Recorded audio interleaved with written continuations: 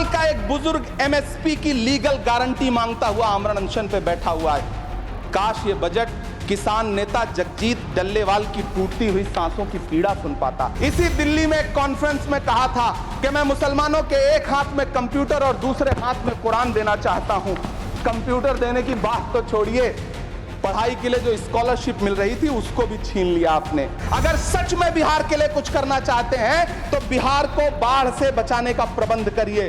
Purnia airport 10 साल से बाट जो रहा है, घोषणा 2014 में हुई, बन के आज तक तैयार नहीं हुआ। अंतिम संस्कार के सामान अगरबत्ती, धूप बत्ती, केवड़ा जल, चंदन पाउडर, जौ, बताशा, काला तिल, पंचरत्न, कपूर और कफन तक पर टैक्स लेने वाली ये सरकार किस मुंह से खुद को मध्यम वर्ग का हितैषी बताती है? जिस मनरेगा से करोड़ों मजदूरों के घर में चूल्हा जलता हो, उस मनरेगा में काम करने वाले गरीब मजदूरों के लिए अगर आपके खजाने से 1 रुपया भी इजाफी नहीं निकल सका तो भला कौन संतुष्ट हुआ साहब? इस देश का गरीब मजदूर या आपके उद्योगपति दोस्त? 2024-25 के बजट में माइनॉरिटी मिनिस्ट्री के लिए 3183 करोड़ रुपए की घोषणा हुई, लेकिन देश को हैरत होगी कि बाद में समीक्षा करके लगभग आधा कर दिया गया, 1868 करोड़ रुपए। शायद उनको पता भी नहीं है कि फसल बेच करके बिटिया की शादी का सपना सजाने वाला किसान जब अपनी फसल बर्बाद देखता है तो कितनी रातें सो भी नहीं पाता है। सभापति महोदय,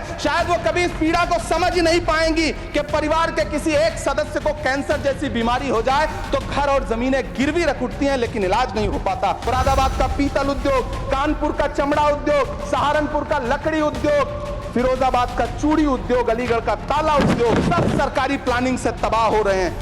इन तमाम के बीच सरकारी सपोर्ट से बस एक उद्योग फल फूल रहा है, नोएडा का नफरत उद्योग। कोलंबिया जैसा छोटा सा देश और उसके प्रधानमंत्री गुस्तावो पेत्रो खड़े हैं, जो कोलंबिया के नागरिकों को हथकड़ी लगाकर लाने वाले जहाज को अमेरिका बैरंग वापस लौटा दे रहे हैं, और दूसरी तरफ हमारे प्रधानमंत्री जी खड़े हैं जो बेड़ी और हथकड़ी लगा करके लाए गए बेटों के अपमान पर एक शब्द नहीं बोल रहे।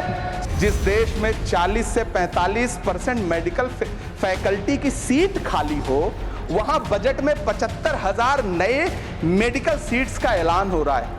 सरकार बहादुर, कम से कम इस देश के पढ़े लिखे युवाओं को तो मूर्ख समझना बंद करिए।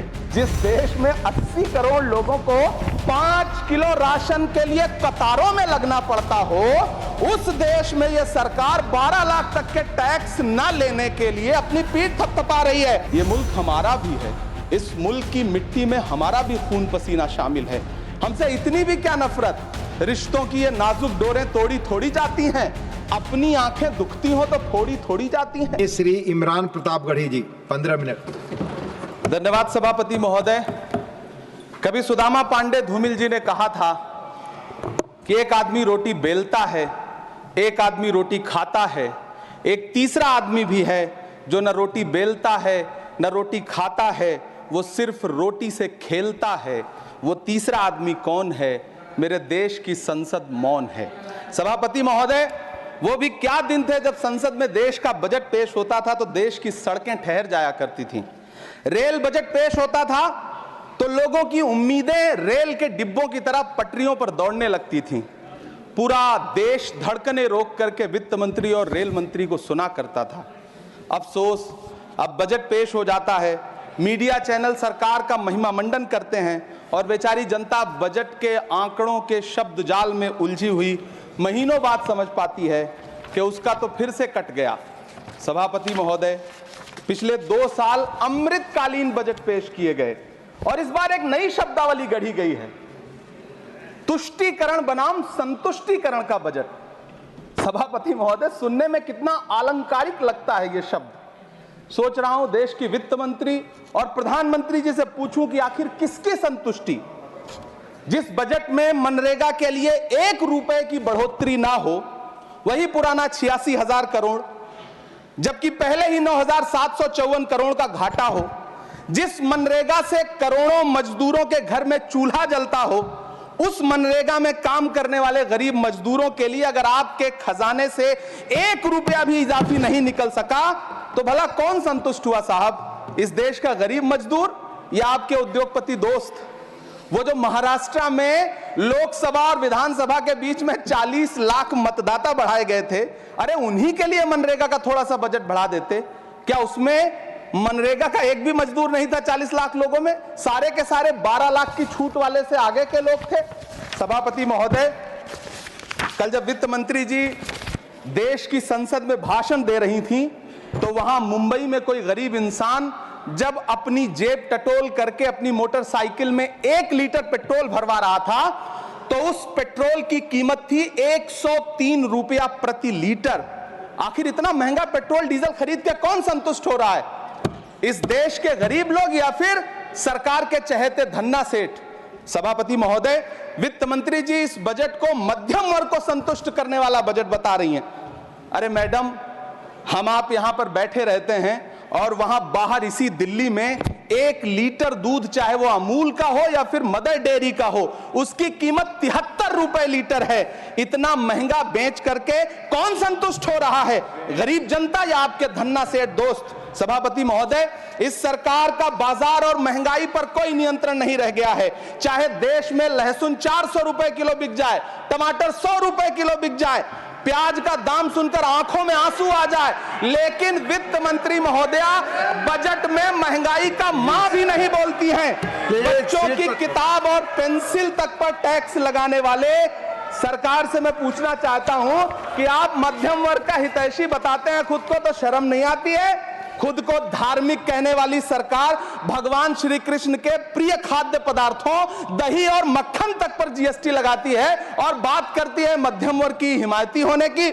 जिंदा रहते हुए जनता से हर चीज पर टैक्स वसूलने वाली यह सरकार कम से कम मरने पर तो लोगों को बख्श देती, लेकिन नहीं, वहां भी लूटना है। अंतिम संस्कार के सामान, अगरबत्ती, धूप बत्ती, केवड़ा जल, चंदन पाउडर, जौ, बताशा, काला तिल, पंचरत्न, कपूर और कफन तक पर टैक्स लेने वाली यह सरकार किस मुंह से खुद को मध्यम वर्ग का हितैषी बताती है? कौन सी संतुष्टि? किसकी संतुष्टि? कदम कदम पर टैक्स देकर लूटने वाली जनता की, या फिर जनता से टैक्स वसूल करके धन्ना सेठों का खजाना भरने वाली सरकार की? किसकी संतुष्टि? सभापति महोदय, 18 अगस्त 2015 आरा का बिहार का ऐतिहासिक मैदान, सजा हुआ मंच, हजारों की भीड़ और सामने खड़े हुए देश के प्रधानमंत्री का भाषण। बिहार के भाइयों बहनों, आज मैं बिहार के लिए पैकेज की घोषणा कर रहा हूं। 50,000 करोड़ कर दूं कि ज्यादा कर दूं? अखिलेश भाई, 60,000 करोड़ कर दूं कि ज्यादा कर दूं? 70,000 करोड़ कर दूं कि ज्यादा कर दूं? 80,000 करोड़ कर दूं कि ज्यादा कर दूं? चलो, मैं बिहार को 1.25 लाख करोड़ का पैकेज दे रहा हूं। 10 साल हो गए सभापति महोदय, वही ढाक के 3 पात। बिहार आज भी विकास की बाट जो रहा है। भाषण आज भी प्रधानमंत्री जी के यूट्यूब चैनल पर सुना जा सकता है। जो झूठ बोल के करता है मुतमईन सबको, वो झूठ बोल के खुद मुतमईन नहीं होता। सभापति महोदय, ये तो राहुल जी का असर है। कौन सा शब्द सर? कौन सा शब्द? झूठ। ठीक है सर, मिथ्या बोल करके। जो मिथ्या बोल के करता है मुतमईन सबको, वो मिथ्या बोल के खुद मुतमईन नहीं होता। ये राहुल जी का असर है। जो मखाना बोर्ड की घोषणा हुई, अखिलेश जी आपको याद होगा, भारत जोड़ो न्याय यात्रा में 30 जनवरी 2024 को बिहार के रंगभूमि मैदान में राहुल गांधी जी का पूर्णिया में भाषण था और उसमें मखाना को लेकर उन्होंने आवाज उठाई थी। यह उनका असर है कि आपको मखाना बोर्ड बनाना पड़ा, वरना तो आप मैखाना बोर्ड बनाने वाले लोग हैं। सभापति महोदय, बिहार को झूठे पैकेज और चुनावी दिलासे देना बंद करिए। आज भी जब कोसी में बाढ़ आती है तो पूरा सीमांचल बर्बाद हो जाता है। मैंने उस तबाही को अपनी आंखों से देखा है। 2016-17 की बाढ़ में अपने इन्हीं हाथों से राहत सामग्री बांटी है मैंने। अगर सच में बिहार के लिए कुछ करना चाहते हैं तो बिहार को बाढ़ से बचाने का प्रबंध करिए। पूर्णिया एयरपोर्ट 10 साल से बाट जो रहा है। घोषणा 2014 में हुई, बन के आज तक तैयार नहीं हुआ। अलीगढ़ मुस्लिम विश्वविद्यालय का किशनगंज सेंटर बजट के अभाव में दम तोड़ता जा रहा है। मैंने पिछले बजट सत्र में भी आवाज उठाई थी। आज फिर वित्त मंत्री जी से अनुरोध करना चाहता हूं, दामन फैला करके, कि अलीगढ़ मुस्लिम विश्वविद्यालय का किशनगंज सेंटर बन जाने दीजिए। आखिर कौन सी नफरत है? ये मुल्क हमारा भी है। इस मुल्क की मिट्टी में हमारा भी खून पसीना शामिल है। हमसे इतनी भी क्या नफरत? रिश्तों की ये नाजुक डोरें तोड़ी थोड़ी जाती हैं। अपनी आंखें दुखती हो तो फोड़ी थोड़ी जाती हैं।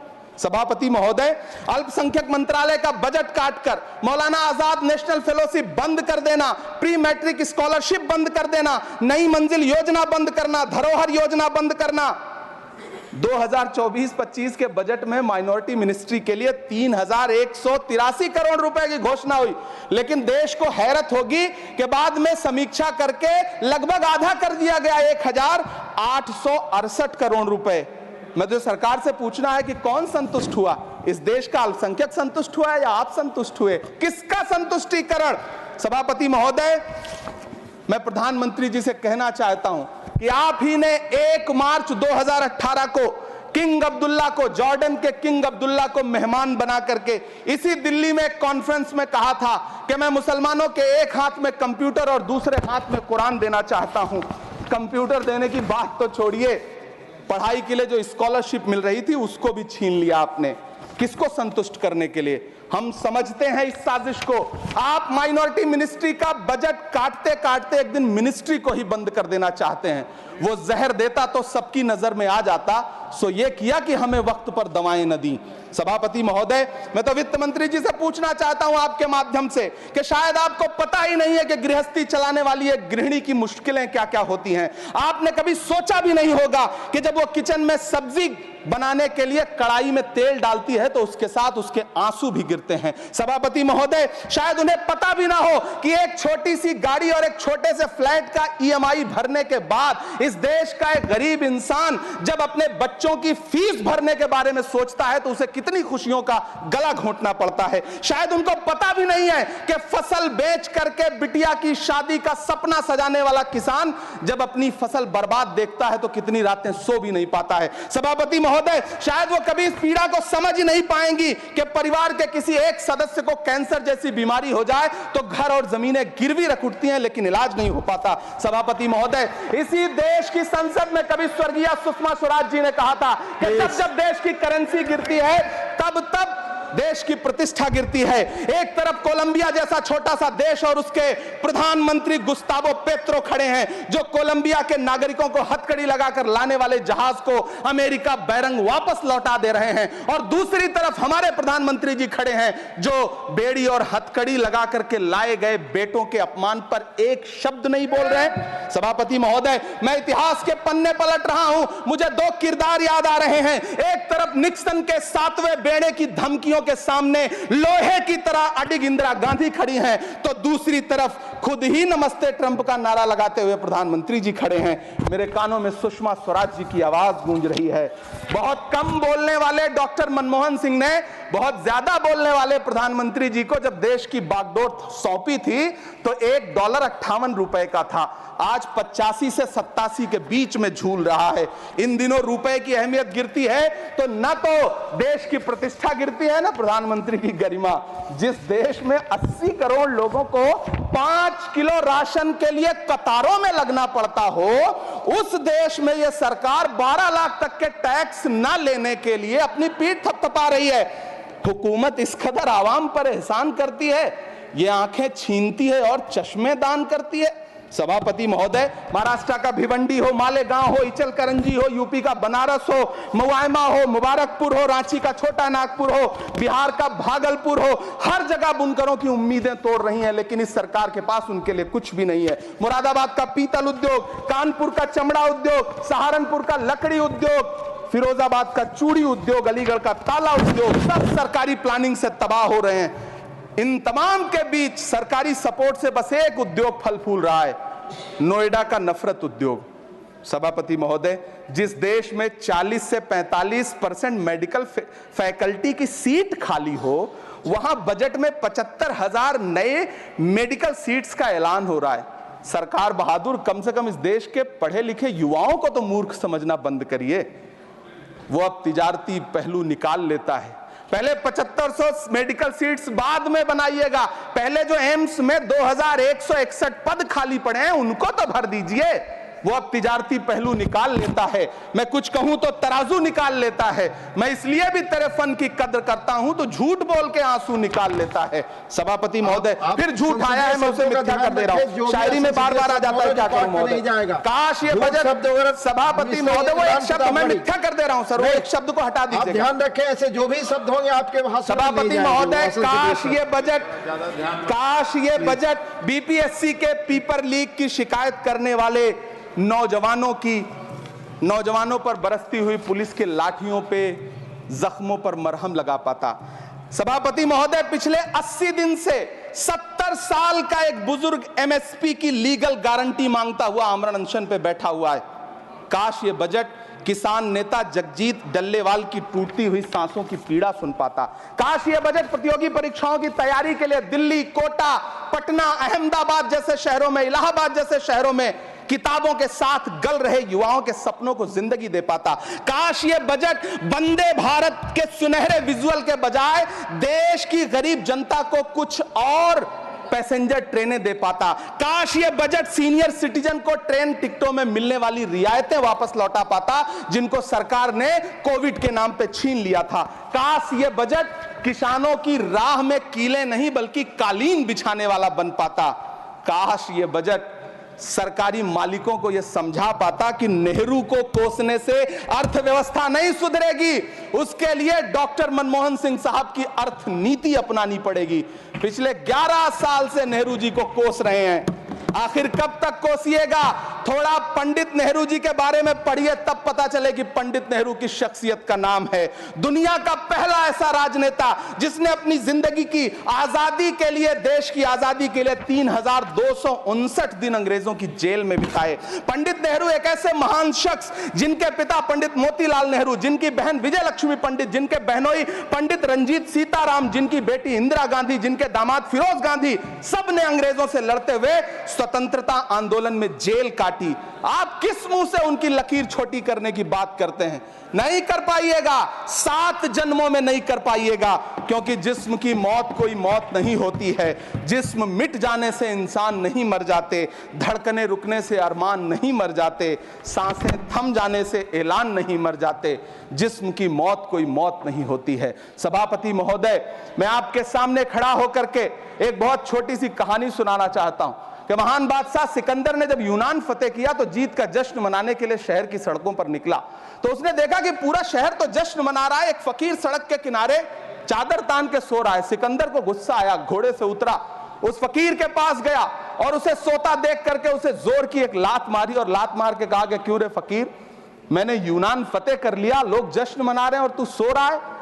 उस फकीर ने उन्नीदी आंखों से सिकंदर को देखा और देख करके कहा कि शहर जीतना बादशाहों का काम है, लेकिन लात मारना तो गधे का काम है। सभापति महोदय, गरीब जनता को लात मारना बंद करिए।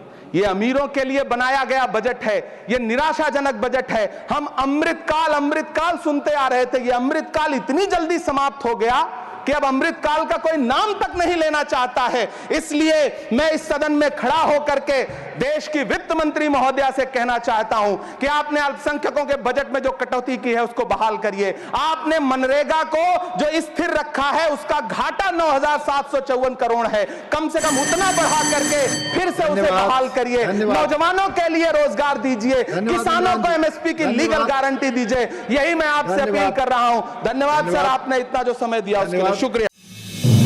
आप देख रहे हैं नेट्रिक न्यूज, साहस सच कहने का।